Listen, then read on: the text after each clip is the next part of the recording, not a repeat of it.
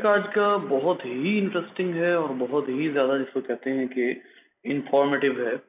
इसमें ख़ास तौर पे जो चीज़ हमने हमारा कंसर्न है वो है मेनली जो कंसर्न हमारा रहेगा वो है एवोल्यूशन ऑफ वायरसेस। ये हमारा मेन कंसर्न रहेगा और एवोल्यूशन ऑफ वायरसेस। और दूसरे नंबर पे हमारा कंसर्न इस टॉपिक में रहेगा regarding virus viral diseases of animals. ये जो है वो हमारा एक कंसर्न रहेगा। तो हम ये टॉपिक जो है वो बहुत ही इंटरेस्टिंग हमारे लिए है कि कैसे कैसे डिजीज फैलती हैं और कैसे कैसे जो है वो ये सारा मामला होता है। लेकिन उससे पहले ये है कि हम थोड़ा सा डिस्कशन करेंगे, उसके बाद जो थोड़ा सा शीट्स पर भी वर्किंग करेंगे। हमारा ज़्यादातर आज का टॉपिक जो है वो शीट वर्किंग नहीं है बल्कि एक्चुअली डिस्कशन है। और ये पूरा चैप्टर आपने नोट किया होगा डिस्कशन पे ही गया, क्योंकि बेसिकली ये सारी वो चीज़ें हैं जिनमें मुझे आपको बाकायदा जस्ट लाइक किड्स वो समझाने की ज़रूरत नहीं है, क्योंकि शीट पर वर्किंग जो है वो उसकी बहुत सी डायग्राम बुक में भी मौजूद हैं। फॉर एग्जांपल एक दो बातें यहाँ पर मैं करना चाहूँगा आप लोगों को। उस दिन मैंने जिक्र किया था कि कई टाइप्स होती हैं वायरस की, वायरल जीनोम्स की, जिसमें हमने single stranded RNA, double stranded, वालेकुम सलाम बेटा, single stranded RNA, double stranded RNA, इसके बारे में बात की थी। फिर हमने ये कहा था कि जो आरएनए है उसकी कई टाइप्स होती हैं, कुछ इनएक्टिव आरएनए होते हैं, कुछ एक्टिवेटेड आरएनए होते हैं ऑलरेडी। फिर एक तीसरी टाइप जिसको हम उस दिन डिस्कस करना भूल गए थे, वो बेसिकली बेटा थी रेट्रोवायरसेस। रेट्रो का मतलब होता है बैकवर्ड। बैकवर्ड मतलब एक ऐसा फिनोमिना जो कि अपने असल से बैकवर्ड मूव करे। आपको बहुत अच्छे तरीके से अंदाजा है इस बात का कि इसमें रिवर्स ट्रांसक्रिप्शन होती है, यानी ये जो वायरस होता है इसके पास डबल स्ट्रैंडेड आरएनए होता है जिसको ये डीएनए में कन्वर्ट करता है। और इसके लिए थोड़ा सा अगर हम जो है वो अपने इसमें जाएं, थोड़ा सा पीछे जाएं, तो हमें यहाँ पर वो टाइप मिल भी जाएगी जिसके बारे में हमने बेसिकली जिक्र भी किया था गालबन, कि ये एक टाइप जो है ये भी होती है और आप लोगों को इसके बारे में एक्चुअली पता भी है। ये लिखा हुआ रिवर्स ट्रांसक्रिप्टेज, ठीक है। ये बेसिकली आरएनए को डीएनए में कन्वर्ट करने का काम आता है। अब ये जो आरएनए को डीएनए में कन्वर्ट करने का काम आता है, इसमें हमने जो चीज़ अपने ज़हन में रखनी है बेटा वो ये है कि सबसे पहली बात जो है वो ये है कि ये वाला जो वायरस है इसके हवाले से कि ये अपना एनवेलप बाहर छोड़ आता है लेकिन अपना कैप्सिड अंदर लेकर आता है। आप लोगों को अगर बैक्टीरियोफेज याद हो तो बैक्टीरियोफेज में जो वायरस था वो अपना कैप्सिड बाहर छोड़ रहा था और सिर्फ डीएनए को सेल के अंदर भेज रहा था। यहाँ ऐसा नहीं है, यहाँ पर जो कैप्सिड है वो भी साथ जा रहा है सेल के अंदर। गौर कीजिए, ये जो है ये HIV का वायरस है और ये जो वायरस है इसके बारे में आप साफ देख सकते हैं कि इसके अंदर जो ब्लू कलर का है वो बेसिकली कैप्सिड है और जो बाहर है वो एनवेलप है। और जब ये एनवेलप जो है ये किसका बना हुआ है, आप लोग ऑलरेडी ये बात जानते हैं कि एनवेलप जो है ये होस्ट प्लाज्मा मेम्ब्रेन का बना हुआ है। और होस्ट प्लाज्मा मेम्ब्रेन का क्या फायदा, होस्ट प्लाज्मा मेम्ब्रेन का फायदा ये है कि इसको सेल में एंट्री में कोई भी मुश्किल नहीं होनी, ठीक है। तो ये सीधा आएगा, आकर सेल में एंटर होगा। सेल में एंटर हो जाने के बाद, और आपको ये भी पता है कि ये किसके जरिए एंटर होता है, ये खास तौर पर एंटर होता है, अगर आपको याद हो ये हमने कहा था कि ये जो इसके डायग्राम में ये स्पाइक ग्लाइकोप्रोटीन है और हीमाग्लूटिनिन एस्टरेज हैं, इनके जरिए ये सेल में एंटर होता है। सेल में जब ये एंटर हो जाएगा उसके बाद जो है वो अपना कैप्सिड सेल के अंदर लेकर आएगा। ये कैप्सिड पूरा सेल के अंदर आएगा, उसके बाद कैप्सिड हो जाएगा ब्रेक। ये जितने आपको डॉट्स नजर आ रहे हैं, ये सर्कल्स आपको नजर आ रहे हैं, ये कैप्सिड के। कैप्सिड ब्रेक हो जाएगा और ये जो ये जो है वो जीनोम, ये दो आरएनए के स्ट्रैंड हैं जो कि HIV के स्ट्रैंड है, ये दोनों स्ट्रैंड जो है वो साइटोप्लाज्म में ओपन कर दिए जाएंगे। लेकिन उसके साथ ही आप गौर कीजिए, आपको ग्रीन कलर के दो डॉट्स नजर आ रहे हैं, बाकी तमाम जो सर्कल्स हैं वो ब्लू कलर के हैं, वो बेसिकली कैप्सिड है। ये कैप्सिड की रिमेनिंग्स है सारी, ठीक है, ये कैप्सिड रिमेनिंग्स है। लेकिन उसके अलावा जो आपको ये जो दो ग्रीन कलर के नजर आ रहे हैं, एक ये वाला और एक ये वाला, ये बेसिकली रिवर्स ट्रांसक्रिप्टेजेस हैं जो जीनोम के साथ अटैच हुए हैं। इनमें से एक जीनोम को कॉपी किया जाएगा, दोनों को नहीं किया जाएगा। अब यहाँ पर ये बात बड़े गौरतलब है कि जो डबल स्ट्रैंडेड आरएनए होता है ना, डबल स्ट्रैंडेड आरएनए, उसमें सिर्फ एक को एज ए टेम्पलेट यूज किया जाता है, दोनों को टेम्पलेट के तौर पर यूज नहीं किया जाता। जो दूसरे वाला होता है उसको एक तरह से उसके कॉम्प्लीमेंट के तौर पर यूज किया जाता है और उससे जैसे आप यूं कह लीजिए कि प्रोटीन्स वगैरह बनाई जाती हैं, ठीक है। एक को किया जाता है किसमें कन्वर्ट, सॉरी उससे प्रोटीन्स वगैरह नहीं बनाई जाती, बल्कि इसका कहा यह जाता है कि ये वाला जो दूसरा डीएनए होता है और दूसरा आरएनए होता है, ये इसका इतना बहुत ज्यादा यूज नहीं होता, ठीक है। और कीजिए, दो स्ट्रैंड्स हैं, सिर्फ एक को लाया जाएगा, इसको जब आप रिवर्स, यहाँ पर अब शुरू हो गई रिवर्स ट्रांसक्रिप्शन। ये रिवर्स ट्रांसक्रिप्शन के जरिए क्या होगा कि इस डीएनए को किसमें रिवर्स ट्रांसक्राइब करके किसमें कन्वर्ट किया जाएगा, इसका पहले बनाया जाएगा डीएनए का एक स्ट्रैंड, फिर इस डीएनए के दूसरे इस डीएनए के ऊपर एक और स्ट्रैंड बना के इसको अब क्या बना दिया जाएगा, डबल स्ट्रैंडेड डीएनए, इसको डबल स्ट्रैंडेड डीएनए बना दिया जाएगा। तो जो एक स्ट्रैंड है सिर्फ उसको यूज किया जाएगा, उस एक स्ट्रैंड को यूज किया जाएगा, और इस एक स्ट्रैंड को यूज करके इसी का डीएनए जो है वो डबल स्ट्रैंडेड बना दिया जाएगा। अब इस डीएनए को डबल स्ट्रैंडेड बनाने की क्या जरूरत है, आपको बहुत अच्छे तरीके से पता है कि ये डबल स्ट्रैंडेड डीएनए जाकर हमारे किसी भी क्रोमोसोम में जाकर एसोसिएट हो जाएगा, और यहां से ये एक और आरएनए बनाएगा। ये आरएनए जो है ये दोनों पर्पसेस फुलफिल करेगा। एक पर्पस ये फुलफिल करेगा किसके हवाले से, कि इसने वायरस की प्रोटीन बनानी होगी, ठीक है, वायरल प्रोटीन। दूसरा इसने क्या बनाना होगा, वायरल आरएनए, क्योंकि आपको अच्छे तरीके से पता है कि अगर आपने एचआईवी बनाना है तो आपके पास क्या क्या कुछ होना चाहिए बेटा, आपके पास डबल स्ट्रैंड्स होने चाहिए, किसके, आरएनए के। आपके पास क्या होने चाहिए, कैप्सिड प्रोटीन, कैप्सिड की प्रोटीन आपके पास होनी चाहिए। उसके अलावा आपके पास क्या होना चाहिए, इसमें आपके पास रिवर्स ट्रांसक्रिप्टेज होना चाहिए। अब क्या होगा कि आप क्रोमोसोमल डीएनए जिसमें वायरस एसोसिएटेड होगा, ये वायरस जो है ये सबसे पहले तो अपना आरएनए बनाएगा। ये आरएनए दोनों पर्पसेस के लिए यूज होगा। एक तो ये कि इससे आप जो है वो दो स्ट्रैंड्स बनाएंगे, और दोनों स्ट्रैंड्स जो हैं वो आप किसमें स्टोर कर देंगे, कैप्सिड में। दूसरा, इससे आप कैप्सिड की प्रोटीन्स भी बनाएंगे, ये देखिए ये ब्लू कलर की कैप्सिड प्रोटीन्स हैं। और तीसरा, आप इससे रिवर्स ट्रांसक्रिप्टेज भी बनाएंगे। तीनों तरह की चीजें बना के इनको असेंबल कर देंगे, एक और नया वायरस तैयार है। लेकिन अभी ये कंप्लीट नहीं हुआ, बल्कि यहीं से प्रोटीन बन के जाएंगी किसके पास, गौर कीजिए, गोल्जी के पास। हमने क्या बात की थी, यहां से प्रोटीन्स जाएंगी गोल्जी के पास, और गोल्जी क्या बनाएगा, गोल्जी अब इसकी बनाएगा ग्लाइकोप्रोटीन, ग्लाइकोप्रोटीन्स बनाएगा। और ये जो ग्लाइकोप्रोटीन्स हैं ये कहाँ जाकर लग जाएंगी, ये ग्लाइकोप्रोटीन्स जाकर लग जाएंगी प्लाज्मा मेम्ब्रेन में। कैप्सिड आएगा ग्लाइकोप्रोटीन्स के साथ वाले प्लाज्मा मेम्ब्रेन के साथ एसोसिएट होगा। ये प्लाज्मा मेम्ब्रेन उसको जस्ट लाइक एक्सोसाइटोसिस अटैच करेगी, और उसके बाद सेल से बाहर ले जाएगी। ये एग्जैक्टली वही फिनोमिना है जो कि ऑलरेडी हम पढ़ चुके हैं। सिर्फ क्या है, यहाँ पर डबल स्ट्रैंडेड आरएनए यूज हो रहा है। डबल स्ट्रैंडेड आरएनए जो है इसके बारे में थोड़ा सा यहाँ पर लिखा भी हुआ है, उसको भी हम देख लेते हैं। इन द मीन टाइम अगर आपका डबल स्ट्रैंडेड आरएनए के अलावा कोई क्वेश्चन है तो बताइए।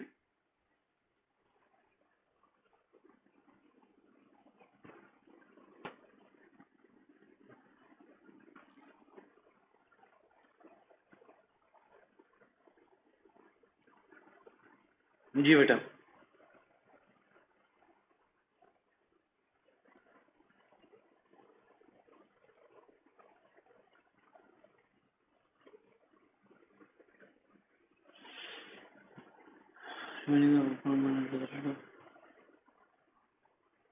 नहीं, साइटोप्लाज्म में अपना कैप्सिड लॉस कर देता है और फिर आगे न्यूक्लियस में उसका जेनेटिक मटेरियल ट्रांसफर होता है। जी ऐसा ही है, सबसे पहले जाकर इसका जो है वो कैप्सिड लॉस्ट होगा।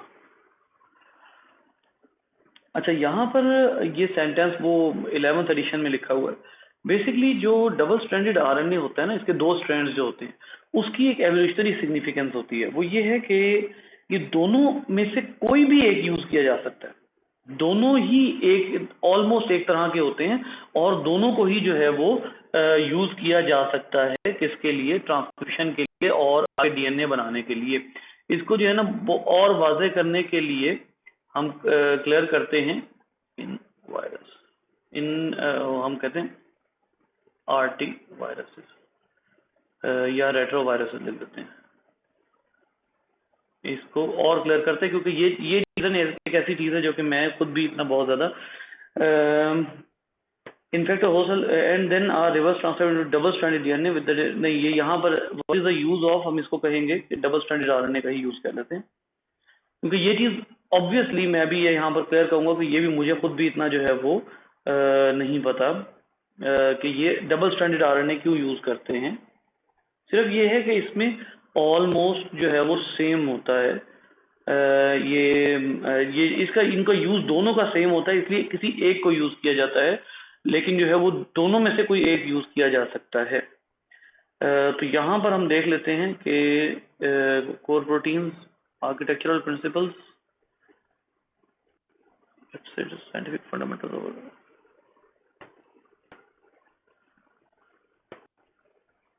खैर इसको छोड़ते हैं, इससे क्लियर रीजन मैं आप लोगों को सेंड कर दूं क्योंकि मुझे भी टोटल क्लियर नहीं है। एंटेरिक वायरस, आप में से किसी को पता है तो बता दीजिए। आप में से किसी ने इसी तरह मैंने पढ़ा है, कहीं पर भी रीजन पढ़ी है तो बता दीजिए, क्योंकि मैंने ये पढ़ा है कि ये दोनों ऑलमोस्ट सेम होते हैं, उनका यूज कोई डिफरेंट नहीं होता। सिर्फ एक बाय चांस अगर एक डिसेबल हो जाए तो इन्फेक्शन को यकीनी बनाने के लिए दोनों को जो है वो दोनों में से कोई एक यूज किया जा सकता है।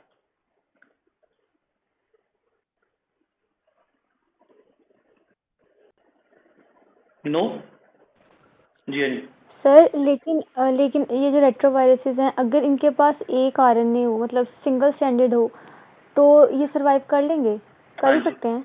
हाँ जी, बेसिकली वो चीज तो फिर इफेक्टिविटी होगा ना, कि एक अगर किसी तरह न्यूक्लियस के काबू आ जाता है तो दूसरे को कर लिया जाए।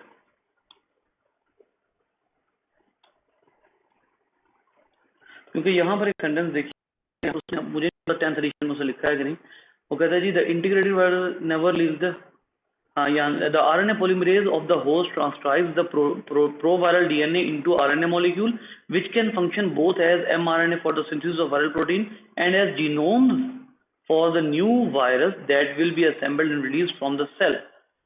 वो कहता है कि वही मैसेंजर आरएनए जो बना है, जो मैसेंजर आरएनए ट्रांसक्राइब हुआ है, वही यूज हो जाएगा प्रोटीन बनाने के लिए और वही यूज हो जाएगा जीनोम के तौर पे। इसका मतलब है वो जो मैसेंजर आरएनए आया है वो सेम है, वो सिर्फ और सिर्फ इफेक्टिविटी के लिए कि अगर एक न्यूक्लियोटाइड के काबू आ जाता है तो दूसरे को जो है वो फौरी तौर पर यूज में लाया जा सके। तो वो मैसेंजर आरएनए एक ही बनता है, उसी को रेप्लिकेट करके दोनों को स्टोर कर दिया जाता है वायरस के अंदर। ठीक है, तो इसको फर्दर हम पढ़ लेंगे, मैं इंशाल्लाह इसकी रीजन जरूर तलाश करूंगा ताकि मुझे भी पता लगे। अच्छा खैर, इसके बाद डिस्कशन में चलते हैं बेटा जी। मैंने आज कहा था कि बेसिकली इसकी डिस्कशन जो है वो कहाँ हमारी स्टार्ट होगी। हमारा जो असल टॉपिक है आज का, जो कि बहुत ही इंटरेस्टिंग है, वो ये है, वो है एवोल्यूशन ऑफ वायरसेस। देखिए बेटा, एवोल्यूशन ऑफ वायरसेस के हवाले से आपको मैं एक बात बता दूं कि एक जमाने में ये समझा जाता था कि वायरस जो हैं वो कोई प्री सेलुलर एंटिटीज हैं। प्री सेलुलर एंटिटीज से क्या मुराद है कि ये ऐसे ऑब्जेक्ट्स हैं जो यूं कह लीजिए कि पहला सेल बनने से भी पहले जो डीएनए वगैरह बने उस वक़्त इनका वजूद हुआ, यानी कि उस वक़्त इनकी फॉर्मेशन हुई। अगर कभी पहले जो है वो वायरस के डीएनए अभी जो हमें पहला सेल पता है कि जो ओरिजिन ऑफ लाइफ है उसमें पहला सेल जो बना, एक ज़माने में ये समझा जाता था कि उससे पहले जो डीएनए वगैरह बने वो वायरसेस हैं। लेकिन रिसेंटली एक ऐसी डिस्कवरी होती है कि हमें पता ये लगता है कि वायरस का ओरिजिन प्री सेलुलर नहीं है। वायरस का ओरिजिन प्री सेलुलर नहीं है, बल्कि वायरसेस जो हैं वो हमारे ही सेल से वजूद में आए हैं। सबसे पहली बात, इसके लिए जो सबसे पहला सबूत है वो ये है कि वायरसेस जो हैं वो हमारे अपने सेल्स के साथ बड़ी कंपैटिबिलिटी रखते हैं। मतलब सबसे पहली चीज जो स्ट्रेंज है वायरसेस के हवाले से बेटा, वो ये है कि जितने भी वायरस हैं उनमें से हर कोई बैक्टीरिया को भी, प्रोकैरियोट्स को भी इन्फेक्ट करता है, आर्किया को भी इन्फेक्ट करता है, यूकैरियोट्स के चारों किंगडम्स को इन्फेक्ट करता है। अब इसका मतलब ये हुआ कि इसमें कोई वायरसेस में कोई ऐसी चीज है जो कि इन तमाम किस्म के ऑर्गेनिजम्स को क्या करने के काबिल है, इन्फेक्ट करने के काबिल है। यानी वायरस एक ऐसी एंटिटी है जो कि इन तमाम किस्म के सेल्स के साथ कंपैटिबिलिटी रखती है। दूसरे नंबर पे एक और बात हमें क्या पता लगती है, और ये बात आपकी बुक में, मुझे नहीं पता 10th एडिशन में मेंशन है कि नहीं, इसलिए मैं अब यहाँ पे आपको बता रहा हूँ, रिकॉर्डिंग में देख लीजिएगा कि जो वायरसेस हैं उनमें से अक्सर ऐसे हैं जिनके जीन्स में हमें वो जीन्स या उससे सिमिलर जीन्स नजर आते हैं जो हमारे जीनोम में। यानी वायरसेस के जीनोम में हमारे जीनोम्स के साथ कंपैटिबिलिटी मौजूद है। खास तौर पे ऐसे वायरसेस मौजूद हैं जिनकी कंपैटिबिलिटी प्योर ह्यूमन जीन्स के साथ है और उनकी जो प्रोटीन्स बनती हैं, खास तौर पे कैप्सिड प्रोटीन्स हैं या एनवेलप प्रोटीन्स हैं, वो ह्यूमन प्रोटीन्स के साथ बहुत ज्यादा ट्यून्ड हैं, बहुत ज्यादा सिमिलर हैं, जिसकी वजह से वो वायरसेस स्पेसिफिकली अटैक कर सकते हैं किसके ऊपर, ह्यूमन के ऊपर, और बाकी किसी और के ऊपर अटैक नहीं कर सकते। तो मुख्तलिफ आर्टिकल्स में एक वर्ड यूज हुआ है, these are ancient angry genes. ये कुछ ऐसे जीन्स हैं जो कि हमारे ही जीनोम से किसी तरह अलहदा होकर हमारे जीन के साथ कंपैटिबिलिटी रखने की वजह से जब हमारी बॉडी में आते हैं तो हमें ही परेशानी कॉज करते हैं। एग्जाम्पल के तौर पे मैं आपको एक बात बताता हूँ। एक दफा हमने एक फिनोमिना पढ़ा था, जीनोमिक इम्प्रिंटिंग। जीनोमिक इम्प्रिंटिंग में हमने ये पढ़ा था कि कुछ जीन्स ऐसे होते हैं कि जिनको अगली नस्ल में ट्रांसपोर्ट करने से पहले ऑब्वियसली रेप्लिकेट तो करना है, लेकिन रेप्लिकेट करने के फौरन बाद उनकी मिथाइलेशन कर दी जाती है कि ये जीन जो है वो पर्टिकुलरली ऑफ रहेंगे। अगर ये जीन ऑन हो जाते हैं तो ये हमें बड़ा सवियर नुकसान पहुंचा सकते हैं। कहा यह जाता है कि जो वायरसेस हैं उनका ओरिजिन भी इस तरह के जीन्स के साथ है। जो वायरसेस हैं उनका ओरिजिन भी ऐसा है कि ये ऐसे जीन्स हैं विच somehow escaped from our own DNA, our own genome, and now they have a compatibility of entering inside our cell. इसका सबसे बड़ा सबूत क्या है? अब आप लोगों को यही लग रहा होगा कि ये हवाई बातें हैं कि हमारे जीनोम से कोई चीज कैसे एस्केप कर सकती है। बेटा, इसके सबसे बड़े सबूत दो तरह के डीएनए हैं कि जिनका होना ना होना हमारे जीनोम के लिए बराबर है, लेकिन अगर उनमें से कोई एक अलग एंटिटी के तौर पर एक्ट करना शुरू हो जाए तो वो डेंजरस हो सकता है। फॉर एग्जांपल, बैक्टीरियल और यूकैरियोटिक सेल में एक डीएनए होता है जिसको एक्स्ट्रा क्रोमोसोमल डीएनए कहते हैं, और वो डीएनए कहलाता है प्लाज्मिड। प्लाज्मिड के बारे में साइंटिस्ट ने ये बात ऑब्जर्व की है कि plasmid can live depending on itself, अपने ही ऊपर डिपेंड करते हुए वो रह सकता है। बस उसको ये चाहिए कि उसको एक होस्ट डीएनए, होस्ट सेल मिल जाए। होस्ट सेल में रहते हुए वो दो तरह से रह सकता है, या तो वो रह सकता है एज ए पैरासाइट यानी कि वो उस होस्ट सेल को यूज करे अपने मफाद के लिए, अपने फायदे के लिए, या वो उस होस्ट सेल में बेजरर डीएनए के तौर पे रह सकता है। अब आपको ये भी पता है कि बहुत से ऐसे बैक्टीरिया हैं जो प्लाज्मिड से अच्छा खासा फायदा उठाते हैं, और हमें ये भी पता है कि बहुत से ऐसे बैक्टीरिया भी हैं कि जिनमें प्लाज्मिड होता है तो वो ज्यादा डेंजरस हो जाते हैं। और हमें ये भी पता है कि हमने रिसेंटली पढ़ा है कि अगर एक वायरस, ये बात याद कीजिएगा पिछले एक दो लेक्चर से है ये बात, अगर वायरस प्रो वायरस बन जाए बैक्टीरिया में तो सम टाइम जो डिजीज कॉज हुई होती है वो बैक्टीरिया का कसूर नहीं होता, बल्कि वो उस वायरस का कसूर होता है जो बैक्टीरिया के अंदर रह रहा होता है एज ए प्रो वायरस। तो अगर आप उसको प्रो वायरस ना समझें, आप उसको समझें कि वो वायरस जो है वो as a separate DNA plasmid के तौर पर बैक्टीरियल सेल में रह रहा है और प्रोटीन बना रहा है, तो इस बात का सर्टेन चांस मौजूद है कि वो जो प्लाज्मिड है वो एक वायरल डीएनए हो और वो उस बैक्टीरिया को पैथोजेनिसिटी क्रिएट करवा रहा हो। जैसे फॉर एग्जांपल ये कहा जाता है कि जिन बैक्टीरिया में प्लाज्मिड मौजूद होता है वो एंटीबायोटिक रेजिस्टेंट होते हैं, बहुत सवियर एंटीबायोटिक रेजिस्टेंस उनमें मौजूद होती है, और वो सम टाइम हमारे किसी मॉडर्न जो हमारे फार्मेसीज में मौजूद हैं उन एंटीबायोटिक्स को खातिर में नहीं लाते। अच्छा, यहां से अब मैं आपको एक और सबूत दूंगा। आपको बैक्टीरियोफेज का लाइफ साइकिल याद होगा पिछले लेक्चर से। बैक्टीरियोफेज का जो लाइफ साइकिल है उसमें हमने ये कहा था कि वो जो वायरस है वो दो अंदाज से रह सकता है। एक, वो बैक्टीरियल सेल में एसोसिएट हो जाए, दूसरा वो किस अंदाज में रह सकता है? जी बेटा। सर वो लाइटिक साइकिल करे, वो डिस्ट्रॉय कर दे सेल को, बैक्टीरियल सेल से अलहदा हो जाए। लेकिन बैक्टीरियल सेल से अलहदा होने के बाद वायरस के डीएनए में एक चेंज आता है, वो क्या है? बैक्टीरियल डीएनए से अलहदा होने के बाद अगर वो प्रो वायरस था तो वो बैक्टीरियल डीएनए से अलहदा होता है तो उसके डीएनए में एक चेंज आता है, वो क्या है? याद है किसी को?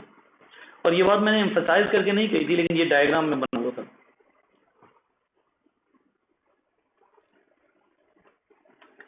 मैंने कहा था कि वायरस का डीएनए क्या होता है? लीनियर होता है, लेकिन बैक्टीरियल सेल में आके वो क्या हो जाता है? सर्कुलर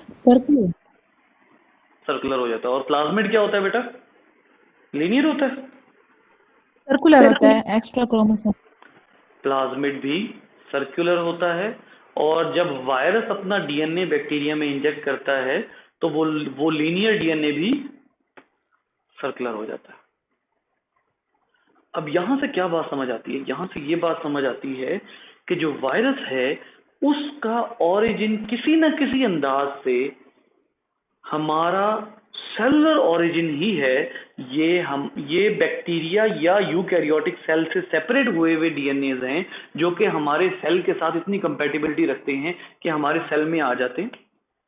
और ये भी इस वक्त कहा जाता है कि हमारा बहुत ज्यादा डीएनए वायरसेस पर मुश्तमिल है, ऐसे वायरसेस जो प्रो वायरसेस हैं, जो हमारे डीएनए में सिर्फ और सिर्फ अटैच हुए हुए हैं, वो वहां वर्किंग कोई नहीं कर रहे, सिर्फ और सिर्फ हमारा फायदा उठा रहे हैं कि चलो माइटोसिस हो जाती है तो वो डिवाइड हो जाते हैं।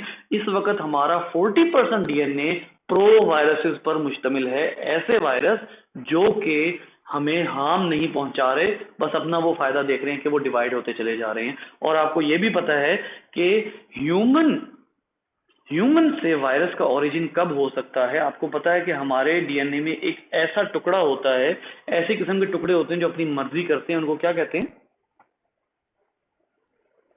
ट्रांसपोजोन्स। वो ट्रांसपोजोन्स जो हैं वो अपनी मर्जी करते हैं और यूकैरियोटिक वायरसेस के हवाले से, खास तौर पे ह्यूमन वायरसेस के हवाले से ये सपोज किया जाता है कि ये एंशिएंट ट्रांसपोजोन्स हैं which have now a striking compatibility with our own DNA, जिनके पास ऐसे एंजाइम भी, जिनके पास ऐसे रिसेप्टर भी मौजूद हैं कि हमारे सेल में। और ये बात मैंने आपको पहले भी बताई थी कि ट्रांसपोजोन डीएनए का ऐसा टुकड़ा होता है जो बेशक अपनी मर्जी तो करता है, लेकिन उसके अपने अंदर कुछ जीन्स होते हैं। ये अपने ही जीन्स को ट्रांसक्राइब करने के लिए इसको चाहिए होती है होस्ट मशीनरी। अब ट्रांसपोजोन खुद मुख्तार नहीं होता। ट्रांसपोजोन और वायरस की रिजेंबलेंस चेक कीजिएगा। ट्रांसपोजोन खुद मुख्तार नहीं होता। ट्रांसपोजोन कुछ प्रोटीन जरूर बनाता है, जैसे अपने ही प्रोमोटर को एक्टिवेट करने के लिए प्रोटीन बनाता है, लेकिन उसको आरएनए या डीएनए पॉलीमरेज किससे चाहिए होता है? होस्ट सेल से चाहिए होता है इसका। और वायरस को एंजाइम किससे चाहिए होते हैं? होस्ट सेल से चाहिए होते हैं। उसको अपने आप को रेप्लिकेट करने के लिए न्यूक्लियोटाइड किससे चाहिए होते हैं? ट्रांसपोजोन को होस्ट सेल से, वायरस को होस्ट सेल से। उसको अपने न्यूक्लियोटाइड्स को ट्रांसलेट करने के लिए राइबोसोम कहां से चाहिए होते हैं? होस्ट सेल से। ट्रांसपोजोन को भी किससे चाहिए होते हैं? होस्ट सेल से। अब ये जो चीज है इसके बारे में ये कहा जाता है कि अगर ऐसे डीएनए मौजूद हैं जो कि अपनी मर्जी कर सकते हैं, तो फिर ऐसे डीएनए जो हैं उनको कहा जा सकता है कि they are actually the ancient angry DNA strand which somehow separated from their original cells. और इस हवाले से, एवोल्यूशन के हवाले से एक और बात जो है वो कही जा रही है, और वो ये है कि बहुत से वायरसेस ऐसे हैं जो कि क्लाइमेट चेंज की वजह से हमें नजर आ रहे हैं। ठीक है, बहुत से वायरसेस ऐसे हैं जो कि पानी की सतह की वजह से, बर्फ के पिघलने की वजह से, और उसके अलावा सॉइल के खराब होने की वजह से, सॉइल को बार बार डिगिंग करने की वजह से ऐसा हो सकता है कि वो जो वायरसेस हैं वो एयर ड्रॉपलेट्स के जरिए हम में पहुंच रहे हों, और इस बात का इम्कान है कि वो जो वायरसेस हैं वो हमें ऐसी डिजीज कॉज करें जिसका हमारे साइंस में रिकॉर्ड मौजूद नहीं है, because they are arising from deep in the soil. ये लिखा हुआ है आपका एक आर्टिकल, हमने आर्टिकल जो स्टार्ट करना है उसी में लिखा हुआ है, मैं सेंटेंस ढूंढता हूँ। इस तरह से भी अराइज होने का जो है वो वायरसेस का चांस होता है। जैसे अभी चले, मैं आपका कोई सवाल है तो बताइए, वरना मैं आगे बताता हूँ आप लोगों को। तो ये जो आपने बताया कि वायरसेस हमारे अंदर रहते हैं और हमें हार्म नहीं पहुंचा रहे होते, खुद ही डिवाइड हो रहे होते हैं, तो मतलब डिवाइड होके क्या कर रहे होते हैं? मतलब कोई क्या इनका पर्पस होता है डिवाइड होके? वो खुद डिवाइड नहीं हो रहे होते, वो खुद डिवाइड नहीं हो रहे होते बेटा। वो हमारे सेल, जिस तरह जैसे बैक्टीरिया नहीं करता बाइनरी फिशन, वो प्रोफेज की तादाद को बढ़ा रहा होता है, बिल्कुल ऐसे ही जैसे हमारे सेल डिवाइड मल्टीप्लाई करते हैं, हमारे सेल जो है वो ज्यादा से ज्यादा तादाद में बढ़ते हैं, तो हम बेसिकली वायरस के डीएनए की भी हेल्प कर रहे होते हैं ना डिवाइड होने के लिए, कि वो अगले से अगले सेल में जा रहा होता है। बस इतना है, आप यूं कह लीजिए कि ये एक साइलेंट ट्रांसपोजोन होता है जो कि हमारे सेल में पड़ा होता है और ये हमें नुकसान नहीं पहुंचा रहा होता, ठीक है ना, हमारा सेल इसको कोई नुकसान पहुंचा रहा होता है। बट कोई सडन डिजीज, सडन प्रॉब्लम जो है वो उन वायरसेस की वजह से जरूर हो सकती है, जो वायरसेस बहुत पुराने हमारे अंदर नहीं रह रहे बल्कि रिसेंटली आके प्रो हुए। एग्जाम्पल देता हूँ, मैंने एक बहुत लंबी चौड़ी बात चंद अल्फाज में कर दी है, इसीलिए इसको एग्जाम्पल से समझाता हूँ। जैसे फॉर एग्जाम्पल एक वायरस है या चंद वायरसेस हैं जो कई नस्लों से मेरी जो प्रोजनी चलती आ रही है उसके अंदर आबाओ अजदाद के डीएनए में रेस्ट फेज में है, वो प्रो से टेम्परेट नहीं बन रहे, ठीक है, या आप यूं कह लीजिए कि प्रो फेज से वायरुलेंट फेज नहीं बन रहे, वो सुकून से बैठे हुए हैं और मुझे कोई हार्म नहीं पहुंचा रहे। लेकिन सडनली एक वायरस आता है, वो मेरे सेल में आके प्रो हो जाता है, लेकिन वो वायरस जो है वो ज्यादा वायरुलेंट है, यानी इसका मतलब ये है कि वो किसी भी छोटी सी रीजन की वजह से प्रो से किस में जा सकता है, वायरुलेंट में जा सकता है। तो ऐसा हो सकता है कि मुझे मेरे प्रो नुकसान ना पहुंचाएं बल्कि नया आने वाला वायरस मुझे नुकसान पहुंचा दे। और ये भी हो सकता है कि जो वायरस मेरे अंदर रह रहा है कई नस्लों से, वो किसी एक नस्ल में आके यकदम कोई ऐसा हो कि वो प्रो से वायरुलेंट हो जाए। तो बहुत सी ऐसी डिजीजेज होती हैं जिसके बारे में हम कहते हैं कि यार ये तो जेनेटिक डिजीज है, लेकिन ये पीछे कहीं हमारी पेडिग्री में एग्जिस्ट नहीं कर रही थी, सडनली अपीयर हो गई है। तो उसकी एक रीजन ये भी हो सकती है कि वो एक खास नस्ल में आकर एकदम वायरस प्रो से वायरुलेंट हो जाता, ये भी हो सकता है। ये बात में बेसिकली करना चाह रहा था। जी बेटा, और कोई सवाल? सर ये जो आपने ट्रांसपोजोन्स का बताया है, सिर्फ इस रीजन से कि ट्रांसपोजोन्स और वायरसेस का नेचर सेम है, ये तो नहीं कहा जा सकता ना कि वायरसेस जो हैं वो ट्रांसपोजोन्स ही हैं और हमारे जीनोम से मतलब अलहदा होना किसी जीनोम का और वायरस बन जाना, ये पॉसिबल कैसे है? मतलब चलो बैक्टीरिया में तो प्लास्मिड है ना, हमें तो इस तरह का मतलब प्लास्मिड नहीं है ना। अच्छा सवाल है बेटा। ये जो ट्रांसपोजोन्स होते हैं ना, इनके बारे में चले मैं आपको एक बात बताता हूँ जो थोड़ी आगे मौजूद है, मैं आपको अभी बता के उसको भी जस्टिफाई कर देता हूँ। कहा यह जाता है कि जैसे आप लोगों ने रिसेंट केस भी सुना है कोरोना के हवाले से, वो क्या केस था, कहा यह जा रहा है कि एक्चुअली जो कोरोना है या ये जो सार्स कोविड है, सार्स एक अलग वायरस, उस दिन भी मैंने आपको बताया था, सार्स एक अलग वायरस है, कोरोना एक अलग वायरस है। ये जो वायरस है ना, इसके बारे में ये कहा जा रहा है कि ये एक हाइब्रिड वायरस है, एक ऐसा वायरस है कि जो दो नॉन लीथल या यूं कह लीजिए कि एक नॉन लीथल डिजीजेज हैं जिनके दो वायरसेस किसी तरह से रिकम्बाइन हुए हैं किसी एक होस्ट में, और उसने इनकी एफिशिएंसी बढ़ा दी है, ट्रांसफर की भी, स्टेबिलिटी की भी, और होस्ट सेल में एंटर होने की भी। ये तीनों स्टेबिलिटीज जो हैं वो बढ़ा दी हैं उस रिकम्बिनेशन में, ठीक है। अब ट्रांसपोजोन के हवाले से ये बात एज्यूम करना इतना मुश्किल नहीं है कि जो दो ट्रांसपोजोन्स हैं वो अपेरेंटली नॉन लीथल हैं, लेकिन किसी वजह से उनमें इस तरह की रिकम्बिनेशन होती है कि they end up producing an extremely lethal protein which is going to kill your cell, which is setting your cell towards the apoptosis.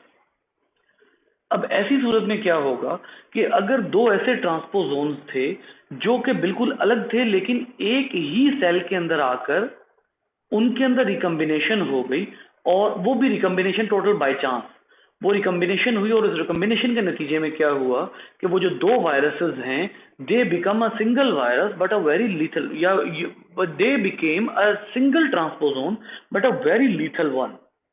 अब ऐसी सूरत में क्या होगा कि ऐसा वायरस, ऐसा ट्रांसपोजोन, अब आप इसको ट्रांसपोजोन की टर्म ही यूज करें, ऐसा ट्रांसपोजोन जो कि इस किस्म का लीथल होगा, अगर उसके अंदर ये एबिलिटी होती है कि वो इजीली ट्रांसपोर्ट हो जाता है either through sexual intercourse, either through droplets, either through breathing, either through skin, अगर उसमें ये टेंडेंसी होती है तो इसका मतलब क्या है, इसका डेफिनेट मतलब ये है बेटा कि वो जो एक लीथल ट्रांसपोजोन है, अगर वो सेल को या अपने आप को डिवाइड किए चला जा रहा है, अगर वो अपने आप को प्रोपेगेट कर रहा है, तो इस बात का चांस ये है कि वो एक नस्ल से अगली नस्ल में या एक पर्सन से दूसरे पर्सन में एंशियंटली ट्रांसपोर्ट हो गया हो।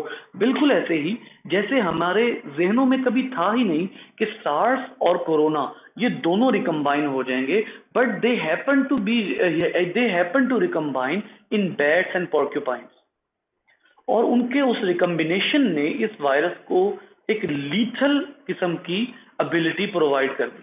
अब ये पहले भी काम कर रहे थे, ये अब भी काम कर रहे हैं, लेकिन अब क्या हुआ है, इनमें हाइब्रिडाइजेशन हुई है।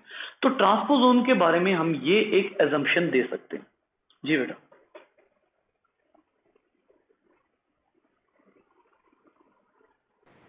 सर जब वायरस डीएनए में इनकॉर्पोरेट हुआ तो वो तो मतलब हार्मफुल है, अगर वो प्लाज्मिड में होगा तो क्या होगा?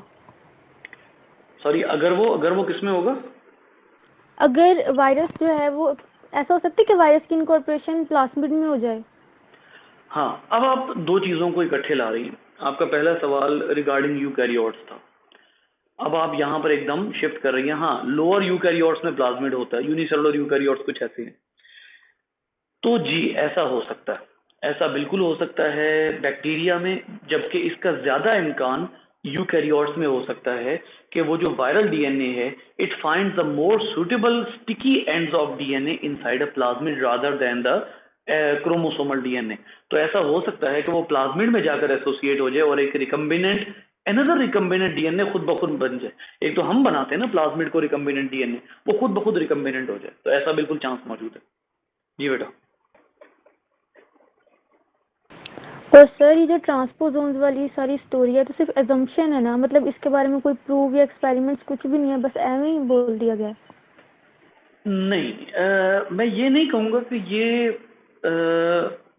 मतलब मैं ये नहीं कहूँगा कि ये गुड थ्योरी है, क्योंकि ये तो हम बिल्कुल कह सकते हैं ना, बायोलॉजी में थ्योरी को हम मानते सुपीरियर ही हैं, लेकिन थ्योरी की भी दो कैटेगरीज होती हैं, एक गुड थ्योरी होती है, एक बैड थ्योरी होती है। ट्रांसपोजोन्स जो हैं वो कई टाइप्स के होते हैं। अब आप लोगों को वैसे तो मैं जो है वो रेफरेंस दे देता हूँ, आपकी दो बुक्स हैं आप लोगों के पास जो है वो मौजूद होंगी, अगर नहीं है तो मेरे ख्याल है गूगल क्लासरूम पे पड़ी होंगी, वो वहाँ से उठा लीजिएगा। एक है जेनेटिक्स बाय सिमंस और दूसरी है जेनेटिक्स बाय बेंजामिन। इन दोनों में जब आप देखते हैं ना तो आपको 5-6 टाइप्स मिलती है ट्रांसपोजोन्स की, और उन 5-6 टाइप्स ऑफ ट्रांसपोजोन्स में एक चीज जो आपको नजर आती है वो ये है कि ट्रांसपोजोन्स सिर्फ एक तरह एक्ट नहीं करते। हम ट्रांसपोजोन्स को सिर्फ इस तरह जानते हैं कि वो एक जगह से डिटैच हुए दूसरी जगह चले गए, दूसरी जगह से डिटैच हुए तीसरी जगह चले गए। नहीं, ट्रांसपोजोन सिर्फ ऐसे नहीं होते।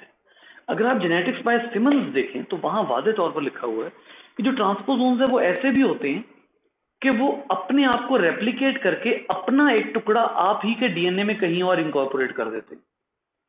मतलब ये बिल्कुल ऐसे ही है कि मैं एक पेज की फोटोकॉपी बना के उस पेज को किसी और के रूम में रखा हूं, बिल्कुल ऐसे ही ट्रांसपोजोन अपनी कॉपी बना के अपना ही डीएनए कहीं और भेज देता है, खुद वहीं रहेगा, वहां से डिटैच नहीं होगा।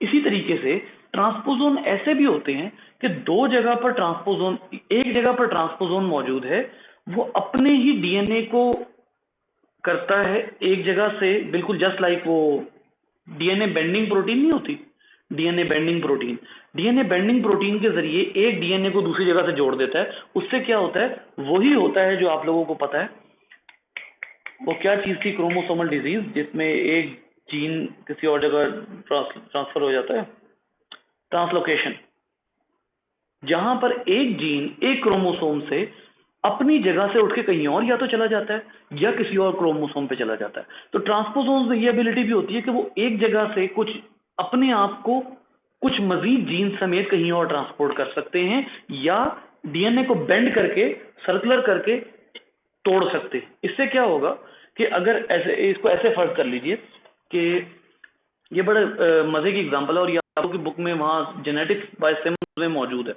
जैसे फॉर एग्जांपल इसको ऐसे समझ लीजिए कि अगर ये आपके पास एक अदद डीएनए है, ये आपके पास जो है वो एक अदद जो है वो क्रोमोसोम है। एक क्रोमोसोम का आपको पता ही लगता है कि इस क्रोमोसोम का एक आर्म जो है वो स्मॉल है, दूसरा आर्म लार्जर है।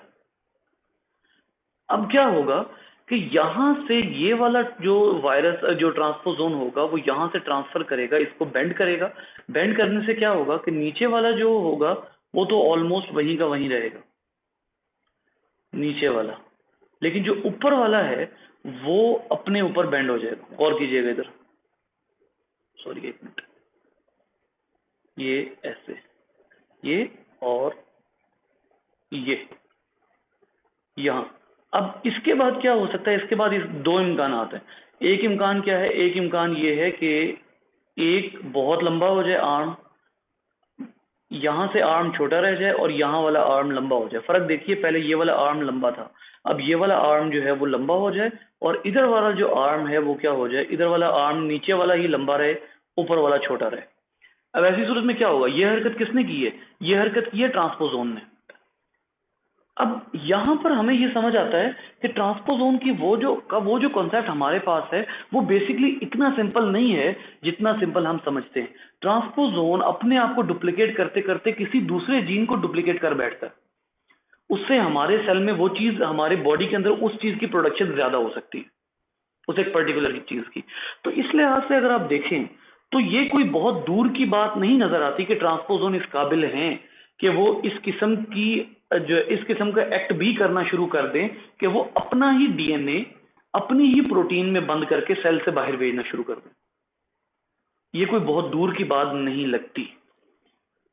लेकिन मेरे पास, जहां तक मैं अपनी बात करूं, मेरे पास इस हवाले से कोई बहुत ज्यादा कन्विंसिंग आर्ग्यूमेंट्स या प्रूफ नहीं है। इस हवाले से काफी पढ़ना पड़ेगा कि वायरसेस की और ट्रांसपोजोन्स की क्या रिजेम्बलेंस है। लेकिन जो मैंने आपको बातें बताई हैं उस हवाले से अगर आप गौर करें, then it is not a very long shot. ये बहुत, it is not that much difficult to assume. जी बेटा। तो सर ये जो ट्रांसपोजोन इनका नेचर जो है, ये मतलब क्या ये हमारे जीनोम का हिस्सा ही नहीं, क्योंकि मतलब ये आगे प्रोजेनिस में भी तो ट्रांसफर होते हैं, और अगर ये ट्रांसपोजोन इफेक्ट कर जाए तो आगे क्रॉसिंग ओवर में वो तो मतलब पूरी डिस्टर्बेंस होगी ना। तो क्या ये हमारे जीनोम का हिस्सा नहीं है? बेटा टेक्निकली आप इनको काउंट करते हैं हेट्रोक्रोमेटिन में, एंसेस्ट्रल जीन्स में, ठीक है। ट्रांसपोजोन जो इस वक्त ऑफ पड़े हुए हैं वो हेट्रोक्रोमेटिन में काउंट होते हैं और ये वैसे के वैसे ही अगली नस्लों में ट्रांसपोर्ट हो जाते हैं। तो हेट्रोक्रोमेटिन की हद तक तो आप इसको अपने जीनोम का हिस्सा कह सकते हैं।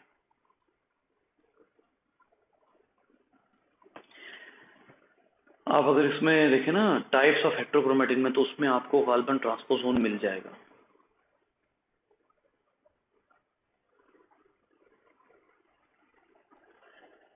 अच्छा जी, अब यहां से आगे जो है वो अगली गुफ्तगू, अगला टॉपिक स्टार्ट हो चुका है बेसिकली ना। ये जो बात मैंने की है हाइब्रिडाइजेशन के हवाले से, सबसे पहले तो एवोल्यूशन ऑफ वायरसेस के हवाले से एक दो बातें रह गई थी। उसमें रिसेंटली पता ये लगा है कि जी एक वायरस ऐसा भी मिला है। हम आमतौर पे क्या, अच्छा चलें मुझे ये बताइए कि वायरस के साइज के हवाले से हमारी क्या अजम्पशन है, वायरस कितना छोटा होता है?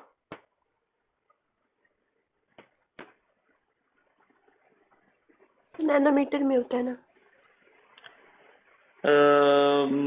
कोई रेफरेंस आपके जहन में है कि किससे बहुत छोटा हो सकता है? वैसे अगर आप एफएससी की बुक देखते हैं या वैसे आप कहीं पढ़ते हैं तो आपको ये मिलता है कि दीज आर प्रिज्यूमेबली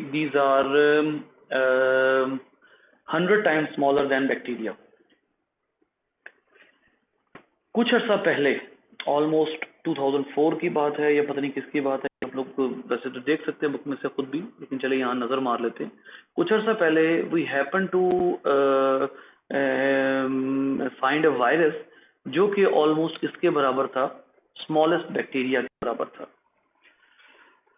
और आप लोगों को ये भी पता है कि जो प्रोकैरियोटिक सेल है वो यूकैरियोटिक सेल से छोटा होता है। रिसेंटली ऐसा वायरस भी मिला है कि जो यूकैरियोटिक सेल के बराबर है, इतना बड़ा वायरस है, यानी बाकी तमाम बैक्टीरिया से भी बड़ा। तो अब बहुत से ऐसे वायरसेस हमें मिल चुके हैं जो साइज के एतबार से बैक्टीरिया से भी बड़े हैं, लिहाजा अब वायरस को छोटा बच्चा वैसे तो नहीं समझना चाहिए, क्योंकि हम जो है वो छोटे बच्चों को आमतौर पर अंडर एस्टिमेट करते हैं, और आपको ये पता लग चुका है कि वायरस अगर वाकई ट्रांसपोजोन्स के ओरिजिन से हैं तो वायरस इतने छोटे बच्चे हैं नहीं। इनमें इत्तेफाक बहुत होता है, जब एक दफ़ा रिकम्बाइन कर लेते हैं तो उसके बाद ये हमारी जो है वो हर तरह से हमारा जो है वो हशर नशर कर सकते हैं। अच्छा, हमें मोस्टली ऐसे वायरसेस मिले हैं, मोस्टली ऐसे वायरसेस मिलते रहे हैं कि जिनका जीनोम हमारे जीनोम से काफ़ी ज़्यादा रिजेंबल करता है। और हमारे जीनोम से रिजेंबल करने के से मुराद ये है कि उनकी प्रोटीन्स वगैरह की फॉर्मेशन जो है, या जो प्रोटीन जो उनकी इंफॉर्मेशन है वो हमारे अपने सेल्स के ऊपर जो मौजूद होते हैं रिसेप्टर वगैरह, या जो भी प्रोटीन्स मौजूद होती हैं उससे काफ़ी ज़्यादा रिजेंबल करते हैं। अगर उनकी प्रोटीन्स रिजेंबल करती है तो डेफिनेटली उनके डीएनए जो है वो भी रिजेंबल करते होंगे। तो इस तरह के वायरसेस जो हैं वो हमें मुस्तकिल मिल रहे हैं। यहाँ इमर्जिंग वायरसेस का टॉपिक है, इधर देखिएगा कि जैसे ये काफ़ी हमें जो है वो, ये तो खैर वो है डिजीजेज एनिमल्स हैं, एवोल्यूशन ऑफ वायरस में यहाँ पर हमें आपको जो है वो मिलेगा जी। ये देखिए mimi virus is a double stranded DNA virus with an icosahedral capsid the size of a small bacterium. एक ये वायरस है जो कि स्मॉल बैक्टीरियम के बराबर है। फिर उसके अलावा 2013 even larger virus were discovered that can not be classified with any existing known viruses, और इसका साइज जो है वो 1000 नैनोमीटर इन डायमीटर है, डबल स्ट्रैंडेड जीनोम है, ठीक है। और ये देखिए 2 to 2.5 मिलियन बेस पेयर्स, ये सबसे बड़ा जो है वो larger than some of small eukaryotes, इतना बड़ा डीएनए जो है वो इसका है। ओवर 90% ऑफ इट्स 2000 और so genes are unrelated to cellular genes, inspiring the naming of this virus as a Pandora virus. अब ये एक अजीब बात है, ये एक बहुत अजीब बात है जो यहाँ लिखी हुई है, इसको मैं आसान करके बताता हूँ। अब ये जो 2013 में हमें वायरस मिलता है, ये एक ऐसा वायरस है जिसका ताल्लुक हमारे जिसके जीन्स का ताल्लुक हमारे सेलुलर जीन्स से नहीं है, मतलब ये लीथल वायरस नहीं है। लेकिन इसके बारे में ये सोचा जा रहा है कि गालिबन ये एक ऐसा वायरस है जो मल्टीपल हाइब्रिड वायरस है, यानी ये एक ऐसा वायरस है कि जो बहुत सी जगहों से हाइब्रिड होकर कई तरह के जीन्स लेकर आया है, और इसके अंदर वो जीन्स भी मौजूद हैं जिनका ताल्लुक हमारे जीनोम से नहीं है, और कुछ ऐसे भी हैं जिनका ताल्लुक हमारे जीनोम से है। तो उसके बारे में ये समझा जा रहा है कि गालिबन ये एक ऐसा वायरस है जो कि मल्टीपली हाइब्रिड वायरस है, बहुत से और ऑर्गेनिजम्स में जो है वो हाइब्रिड होकर अब हमारे पास डिस्कवर हुआ है, और यूकैरियोटिक सेल के बराबर इसका इस वायरस का टोटल साइज है। तो इस तरह की एवोल्यूशन मुस्तकिल वायरसेस में चल रही है, और ख़ास तौर पर ऐसे वायरसेस में जिनमें ये जो है वो एबिलिटी मौजूद है कि वो अपने आप को दूसरे वायरस के साथ हाइब्रिडाइज कर लेते हैं। जी अगले टॉपिक पे चलते हैं। हमारा अगला टॉपिक बेसिकली है regarding diseases, viral diseases in animals. देखिए एनिमल्स में वायरसेस 2-3 तरह से डिजीजेस कॉज कर सकते हैं। नंबर 1 ऐसा हो सकता है कि ये कोई ऐसी प्रोटीन बनाए जो कि हमारे लिए टॉक्सिक हो। समटाइम ऐसा हो सकता है कि ये सिर्फ और सिर्फ रिप्रोडक्शन ना कर रहे हों, क्योंकि हमारे दिनों में ये होता है कि शायद ये हमारे सेल तबाह करके डिजीज कॉज करते हैं, जबकि हमें ये पता है कि ये हम हमेशा हमारे सेल तबाह नहीं करते, ठीक है। समटाइम ऐसा टॉक्सिन प्रोड्यूस करते हैं जो कि हमारे लिए लीथल होता है। समटाइम हमारे अपने सेल्स को अपोप्टोसिस की तरफ ले जा सकते हैं। समटाइम ऐसा होता है कि ये सेल्स को बिल्कुल बेकार कर देते हैं, सेल वही होता है लेकिन सेल को बिल्कुल बेकार कर देते हैं, और वहां पर जो है वो उसका एक्शन नहीं हो सकता। What ever is the case, जो वायरल डिजीजेज हैं वो एनिमल्स में, हर तरह के एनिमल्स में मौजूद हैं। एनिमल किंगडम में वो फिश से लेकर मैमल्स तक जितनी क्लासेस हैं तमाम तरह के एनिमल्स में मौजूद हैं। और बहुत से ऐसे वायरसेस भी हैं which can be transported cross animals, ठीक है।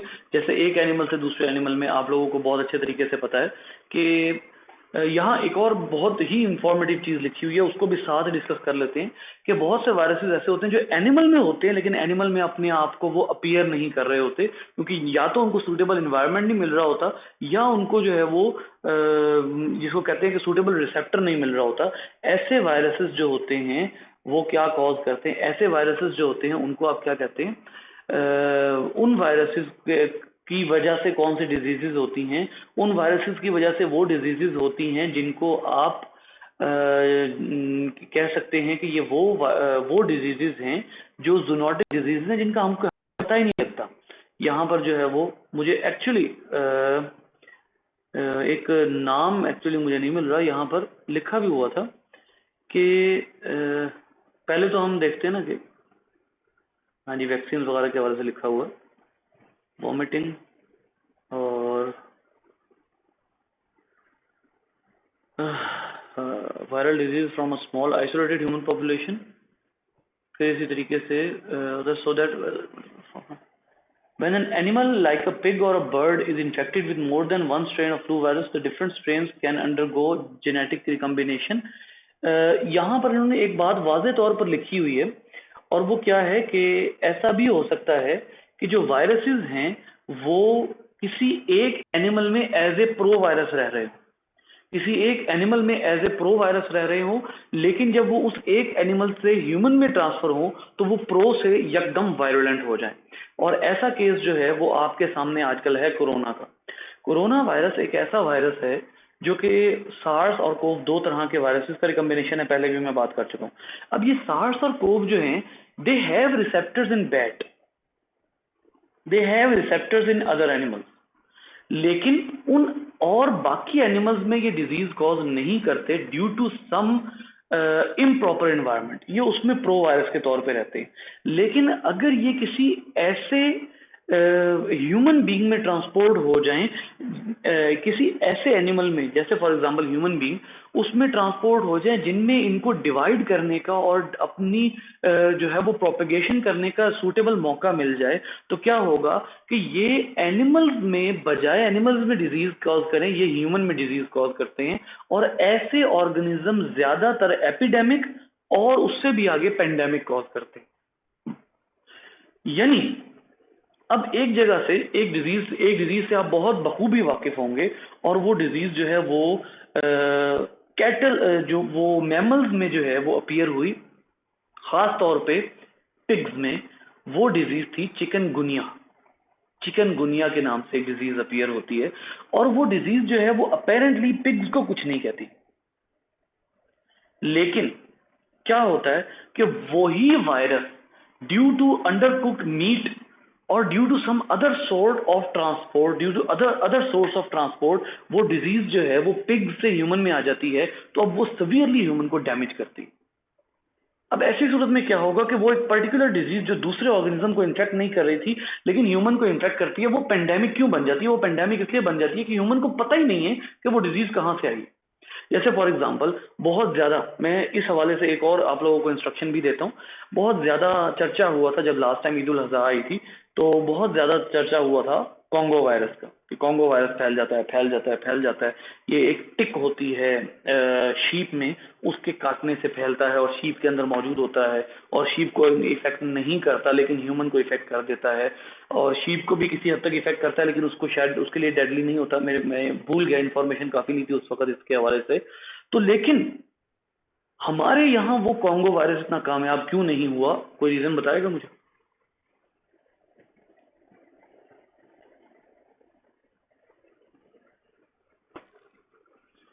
हमारे यहाँ वो वायरस इसलिए कामयाब नहीं हुआ बेटा, क्योंकि हम जिस तरह अपने मीट को पकाते हैं, इस वक्त कोई भी वायरस ऐसा नहीं है जो उस कुकिंग पर सरवाइव कर सके। बैक्टीरिया समटाइम उस कुकिंग को सरवाइव कर जाता है, वायरस उस कुकिंग को सरवाइव नहीं कर सकता। इसीलिए bird flu can never harm और any that type of country in which people cook their food at a very high temperature. और सबसे बड़ा एडवांटेज क्या है कि हम पानी में खाना पकाते हैं। हम सादा उसको तवे पे रख के एक साइड से गर्म किया, दूसरी साइड से गर्म किया और कड़क कड़क करके खाना नहीं शुरू कर देते, हम उसको सालन में पकाते हैं। बहुत बड़ी रीजन ये है। वो जो सालन होता है उसमें होता है पानी, प्रेशर कुकर में भाप होती है, और भाप जो है वो किसी जर्म के बाप को भी सरवाइव नहीं करने दे सकती। तो यही वजह है कि हमारे यहाँ पे वो कॉन्गो वायरस इतना बहुत ज्यादा नहीं फैला था, वरना अगर वो रियल में था तो वो यकीनन, और हम अंडर कुक फूड खाते होते तो यकीनन उसका फैलना बनता था। तो इसी तरीके से डेंगी है। अब डेंगी का क्या प्रॉब्लम है, डेंगी मॉस्किटो को उस तरह इन्फेक्ट नहीं करता कि उसको किल कर दे। मॉस्किटो को वो सिर्फ इस तरह इन्फेक्ट करता है कि वो अपना एक, यूं कह लीजिए कि अपने एक लाइफ साइकिल के हवाले से कि वो डेवलप होता है, और डेवलप होकर वो वायरस जो है वो अपनी कॉपीज भेज देता है in the salivary glands of mosquito. और वो मॉस्किटो जब आपका ब्लड ड्रिंक कर रहा होता है उस टाइम पर वो मॉस्किटो अपना सलाइवा थोड़ा सा सिक्रीट कर देता है ताकि कोएगुलेशन ना हो, ताकि ब्लड जमे ना। उसी टाइम पे क्या होता है, वो जो ग्लैंड के अंदर वो वायरस मौजूद है वो उसी सलाइवरी ग्लैंड के जरिए हमारी बॉडी में आ जाता है। तो अब वहां से भी नहीं हुआ। पेंडेमिक जो है वो इस तरह भी हो सकता है कि जैसे आप जो है वो किसी भी एनिमल की ट्रेड चल रही है, कोई एनिमल जो है वो दो शहरों के दरमियान में जो है वो ट्रांसपोर्ट हो रहा है, उससे भी वो एपिडेमिक होगी, वो पेंडेमिक नहीं होगी, वो एपिडेमिक होगी। तो ये सारी चीजें जो है वो आपके सामने अब समझना बहुत आसान है। ये समझना बहुत आसान है कि पेंडेमिक और एपिडेमिक जो है इनके होने के पीछे क्या रीजन हो सकते हैं। जी बेटा बताइए।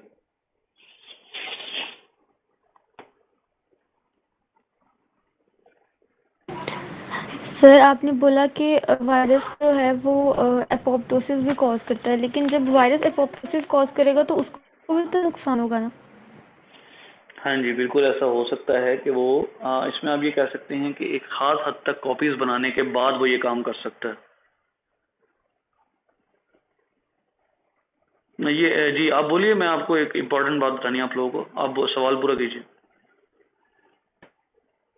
सो बस। ओके, और कोई सवाल बेटा?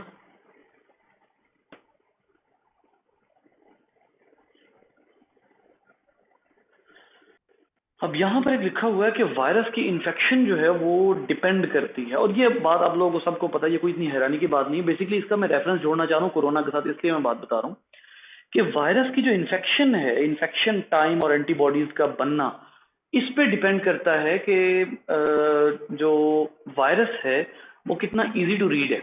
फॉर्चुनेटली मोस्टली हमारा इम्यून सिस्टम गेस कर लेता है कि इस वायरस को कैसे रीड करना है।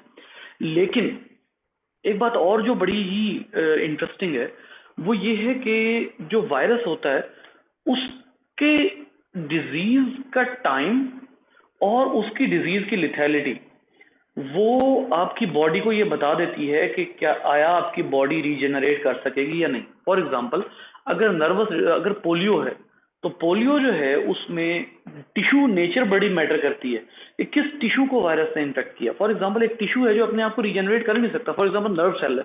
अब पोलियो में क्या होता है, पोलियो में नर्व सेल डैमेज हो जाता है, चाहे वो ब्रेन का हो चाहे वो लेग का हो। किसी भी नर्व सेल में जाकर उस वायरस ने डिवाइड होना होता है क्योंकि नर्व सेल पे वो पर्टिकुलर रिसेप्टर होता है।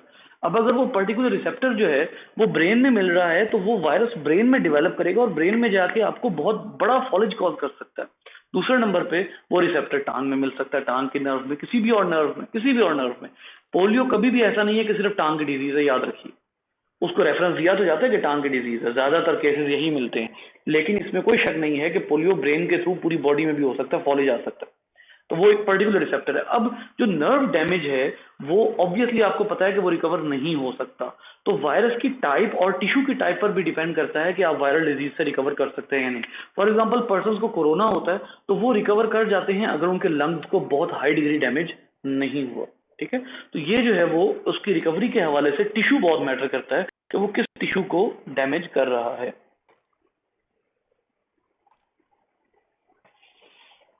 एपिडेमिक की बात हो गई, पेंडेमिक हो गया। इमर्जिंग वायरसेस में जैसे ये है 1959 में HIV मिला था। इबोला जो है वो 1976 में आ जाता है, और इबोला जो है वो बहुत ही खतरनाक जो है वो डिजीज है। फिर वेस्ट नाइल वायरस है। A number of other dangerous emerging viruses cause encephalitis, inflammation of the brain. West Nile virus ये 300 डेथ्स कॉज कर चुके हैं। फिर पेंडेमिक वायरसेस हैं जो फैले हैं और उन्होंने अंत मचाई है। इन पेंडेमिक वायरसेस में चिकनगुनिया का वायरस बहुत इंपॉर्टेंट है, जिसकी वैक्सीन करवाई जाती है। हज और उम्रे पे जाने से पहले इसकी वैक्सीन करवाई जाती है। ठीक है, तो चिकनगुनिया का फिर 1919 में बहुत बड़ा जो है वो प्रॉब्लम फैला था, जिसको जो है वो कहा जाता है कि उस टाइम पे इन्फ्लुएंजा का बहुत बड़ा जो है वो डिजीज फैली थी, पेंडेमिक, और उसने वर्ल्ड वॉर 1 में होने वाली हलाकतों से भी ज्यादा लोग हलाक किए थे। वो इन्फ्लुएंजा वायरस था। और इन्फ्लुएंजा वायरस ज्यादातर ऐसी जगह पर क्यों इन्वॉल्व होता है बेटा? उसकी वजह यह है कि इन्फ्लुएंजा वायरस जो है वो उसकी ट्रांसपोर्ट बहुत आसान होती है। नंबर 2, इन्फ्लुएंजा वायरस बर्ड्स में जाकर कुछ नहीं कॉज करता, बर्ड्स में एज ए प्रो वायरस रहता है, लेकिन बर्ड से अगर ह्यूमन में चला जाता है तो वो आराम से डिजीज कॉज करके अच्छी खासी तबाही फेर सकता है। यहाँ पर एक बात मैं आपको बताता हूँ कि जो आम डाइविंग बर्ड्स है ना, सी बर्ड्स जो हैं, सी बर्ड्स में बहुत ज्यादा जो है वो, ये देखिए 1918 pandemic and others is that virus mutated as it passed from one host species to another। Virus mutate भी हुआ, जाहिर है। और फिर उसी when an animal like a pig or a bird is infected with more than one strain of flu virus, the different strains can undergo genetic recombination।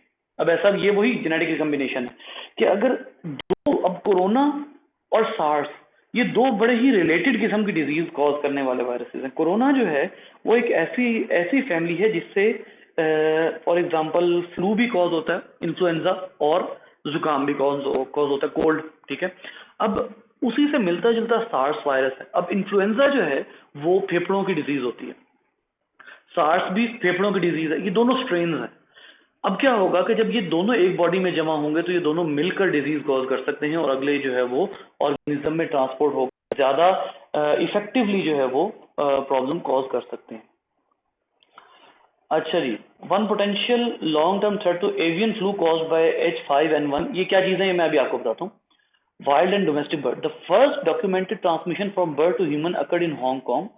Overall mortality rate due to H5N1 has been greater than 50% of those infected। अब problem क्या होता है, बहुत से ऐसे birds हैं जिनमें pro virus बहुत ज्यादा है, प्रो वायरस बहुत ज्यादा है।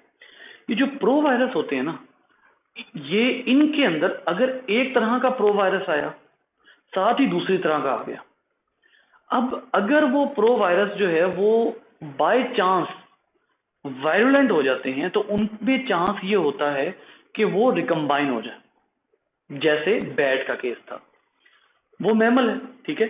अब अगर वो प्रो वायरस से वायरुलेंट होते हैं और रिकम्बाइन हो जाते हैं तो इसका सर्टनली मतलब क्या होगा कि they can become more lethal.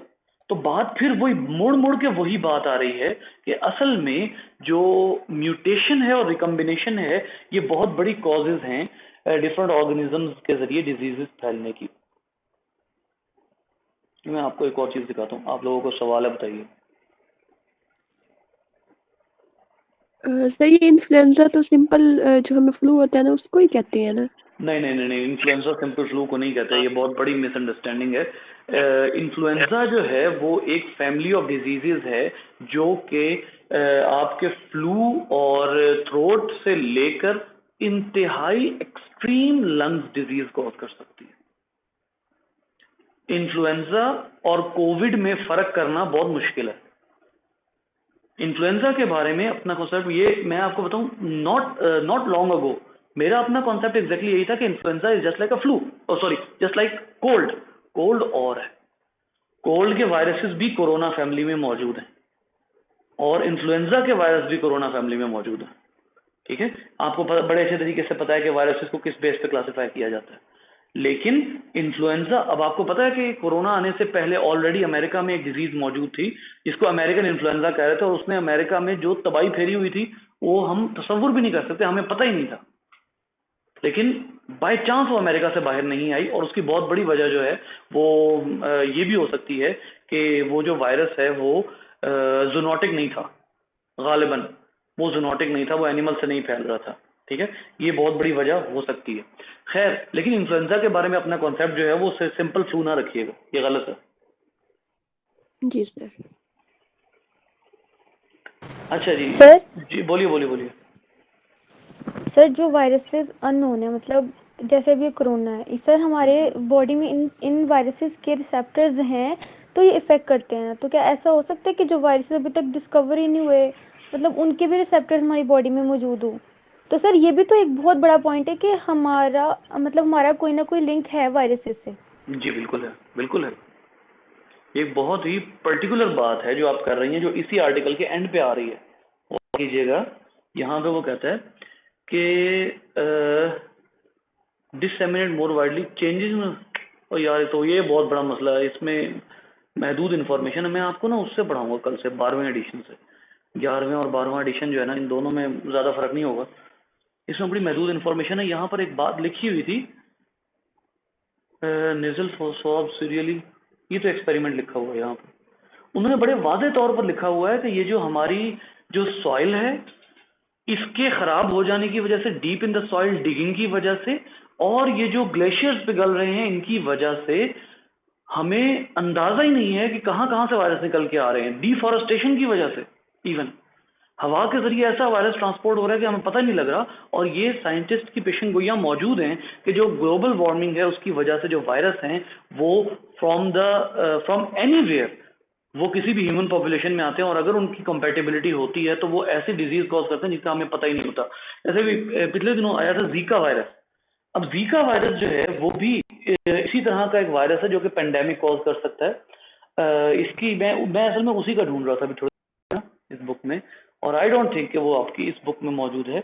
लेकिन वो जो जीका वायरस है उसका भी ताल्लुक काफ़ी हद तक जो है वो इसके साथ है, आपका जो कोरोना रिलेटेड सिम्टम्स है ना उसके साथ है। शटिंग डाउन द स्कूल्स, ये कब हुआ था ये देखिए। द इलनेस स्प्रेड, कहाँ की बात हो रही है? 2009, ये चिकनगुनिया, हाँ जी चिकनगुनिया की बात हो रही है।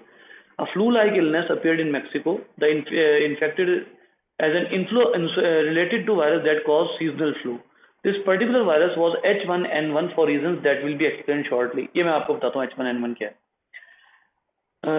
Declare a global epidemic or pandemic shortly thereafter. Half a year later, the disease has reached 207 countries, infecting over 6 lakh people and killing almost 8,000. Public health agencies responded rapidly with guidelines for shutting down schools and other public places. ये जो H1N1 है इसी का वो आगे थोड़ी देर बाद जिक्र करता है कि ये जो seasonal flu epidemics are caused by new strains of influenza virus, ये आपको पता है। H1N1 फ्लू वायरस ये कब आया था, वो याद है? 2009 में। चिकनगुनिया तो आया था, ये कहाँ से, ये क्या है?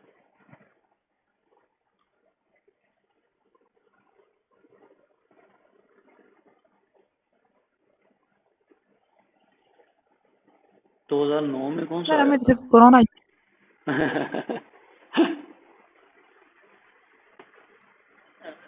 Flu provides instructions.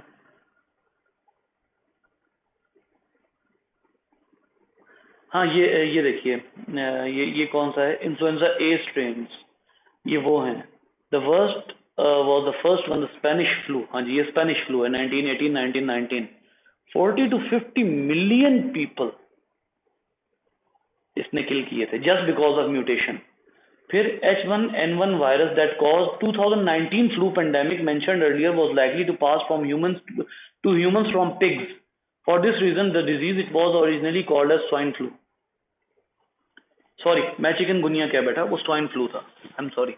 वो जो 2019 की है ना, जिसकी खास तौर पे वैक्सीन होती है, उसको मैं चिकनगुनिया क्या बेटा, चिकनगुनिया और डिजीज है, वो जॉइंट्स की डिजीज होती है। फीवर और arthritis like pain in joints, वो जॉइंट्स की डिजीज होती है चिकनगुनिया। ये स्वाइन फ्लू है जो कि 2009 में वाकई फैला था, और इससे बहुत बड़ा खतरा वाकई ही में था। पाकिस्तान में इसके केसेस बहुत कम रिपोर्ट हुए थे। और ये जो स्वाइन फ्लू है इसका भी प्रॉब्लम ये था कि ये जो है वो फ्लू का ही स्ट्रेन है। अब आप अंदाजा कीजिए कि flu can be very mild to extremely lethal, और स्वाइन फ्लू पिग्स से ही आया, और ये वही पिग्स हैं जिनको खुद कुछ नहीं हुआ।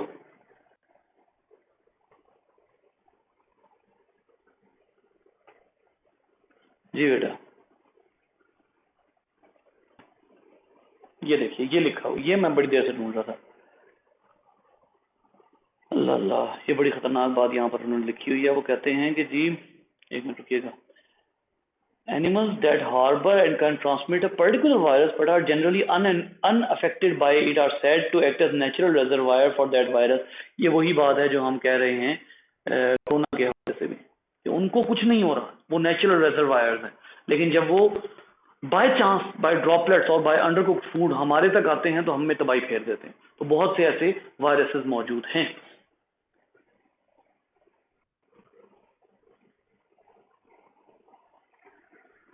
जी बेटा, का सवाल।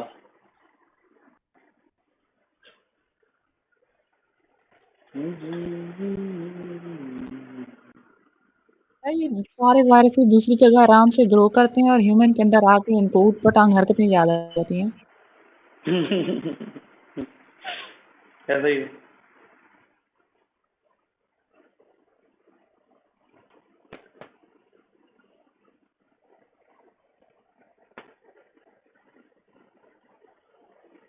जी बेटा, उम्मीद है कि आपको जो है वो समझ आया होगा कि वायरस है क्या।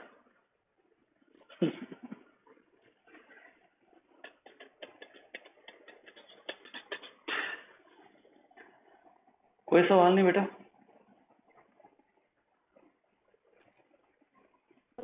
सर जी बेटा।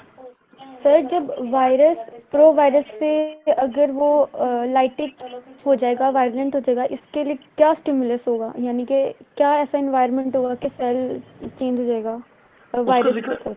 उसका जिक्र भी उस दिन हुआ था ना कि कोई भी इन्वायरमेंटल क्यू, कोई भी रेडिएशन, कोई भी ऐसी इंडिकेशन जिसमें वायरस का डीएनए जो है वो बाय चांस कोई ऐसा हो कि वो डिटेक्ट हो गया या उसको नुकसान पहुंचाया जाने लगा है।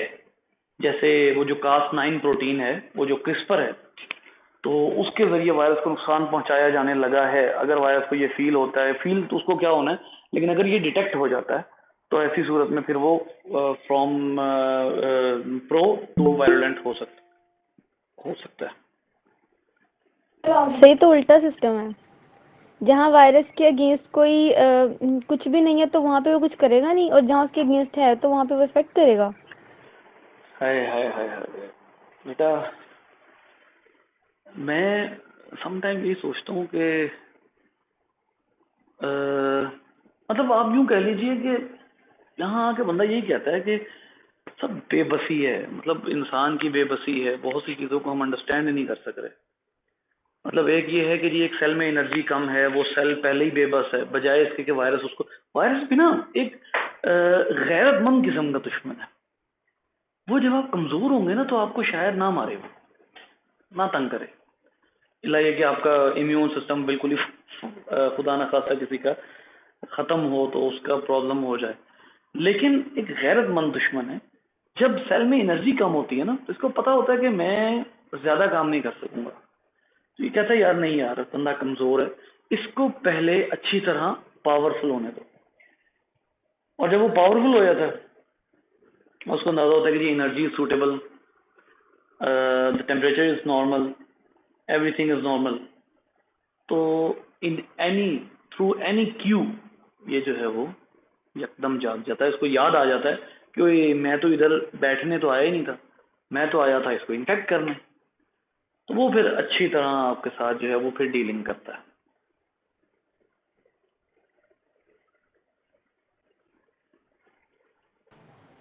सर जो आपने वो शुरू में बात की थी कि आरएनए के 2 स्ट्रैंड्स हो सकते हैं, तो सर ये भी तो हो सकता है कि जब उसने ह्यूमन सेल से, मतलब होस्ट सेल से निकलना होता है, तो उसको 2 आरएनए चाहिए होंगे ताकि उसके जो प्रोटीन्स है वो ट्रांसलेट हो जाएं और उसको अपनी बकाया चीज़ें बनाने में हेल्प हो जाए। चाहे एक आरएनए स्ट्रैंड से भी वो होस्ट सेल में रेप्लिकेट कर सकता है, वो दोबारा से डीएनए बना सकता है, लेकिन 2 आरएनए स्ट्रैंड इसलिए भी तो चाहिए हो सकते हैं ना कि उसे बकाया जैसे ग्लाइकोप्रोटीन्स वगैरह हैं। नहीं, दोनों आरएनए क्योंकि यूज नहीं होते, इसका मतलब ये हुआ, ये बात तो खैर बड़ी मतलब वो है, कंफर्म बात है मुझे कि दोनों आरएनए यूज नहीं होते, यूज एक ही होता है। ठीक है, तो यानी वो जो एक यूज होता है उसके ऊपर कंप्लीट इंफॉर्मेशन है, और इसमें जो है वो ये भी राय नहीं है कि ये कोई आधी इंफॉर्मेशन एक स्ट्रैंड से लेता है और आधी इंफॉर्मेशन दूसरे स्ट्रैंड से लेता है, नहीं, ऐसा बिल्कुल भी नहीं है। एक ही को जो है वो सरवाइव करवाता है, उसी से आरएनए डीएनए हाइब्रिड बनाता है, उसी का डीएनए बनाता है कंप्लीट और उसी को एसोसिएट करता है।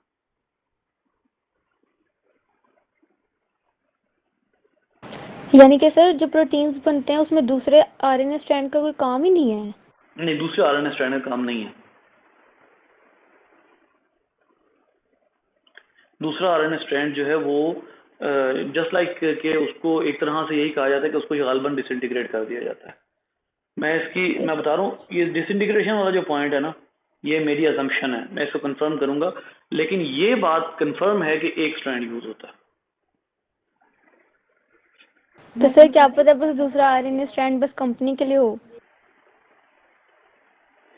मे बी वो वही बात है कि दोनों अगर इतने सेम हो तो वो एक ही जो है वो वही बात है, मैं ढूंढूंगा इसको ना, क्योंकि अगर दोनों सेम हैं तो इसका मतलब है बेसिकली ये एक चाल है कि एक आरएनए एंजाइम्स के हवाले करके दूसरे आरएनए से काम करवा लिया जाए, जस्ट लाइक अ कनिंग एनिमी।